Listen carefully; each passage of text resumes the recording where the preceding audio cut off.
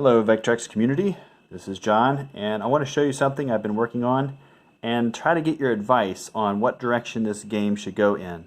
I'm using my Vectrex with a Vec Multi hooked into it, and I've been trying to learn and develop in 6809 assembly language for the Vectrex. I have a bigger project I work on during the winter time when I have more free time.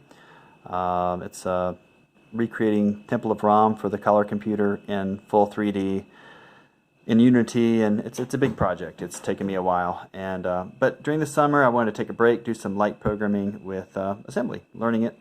What you'll see first is I'm trying to learn just how the sound chip works, but you're going to see some graphics and some questions for you as the community.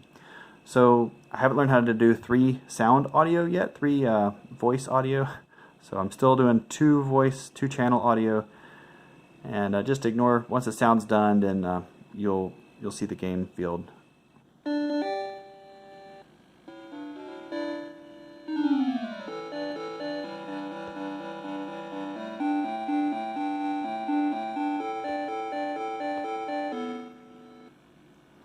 Okay, so here we have our fox, and he can jump across the blocks to kind of depress when he lands on them, and as he goes back into the distance he gets smaller and begins to fade out.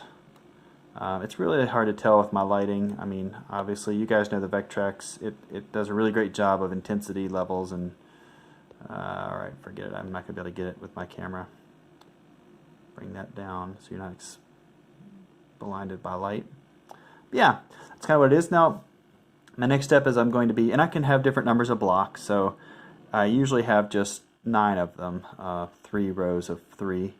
I can do 4 in a row, so that would be 16 I could do. It's a little crowded when I do that, but yeah, he can go off the screen if he jumps on off.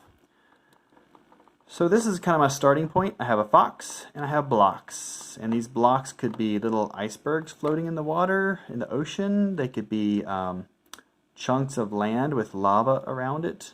What I want to do next is have these blocks have a bobbing motion, so they all seem to be like floating together on some liquid, lava or water, and or ocean waves, I should say.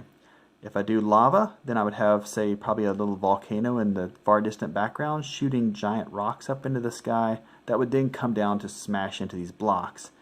And the blocks would maybe, you know, crack and crumble into the lava. You have to get off of them. There'll be other things too, and maybe some other stages. If it's on the ocean and you're on ice blocks, maybe you have sharks swimming around, or you have the blocks crack and melt or sink, get smaller possibly. And if it's a river, maybe I can have some trees floating past or something like that, and maybe you can jump off at the bridges. I don't know. So certainly some ideas. Welcome your input and advice, and I will keep you posted. And that's about it. Have a great night. Bye.